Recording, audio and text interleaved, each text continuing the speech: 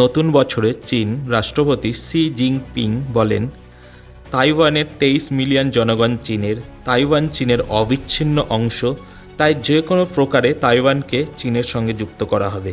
এরপরই তাইওয়ানের প্রেসিডেন্ট লে চিংলে বলেন, যে কোনোভাবে তাইওয়ান তার সার্বভৌমত্ব রক্ষা করবে। তাইওয়ানের হাইপারসনিক মিসাইল যে কোনো সময় চীনে আঘাত করতে সক্ষম।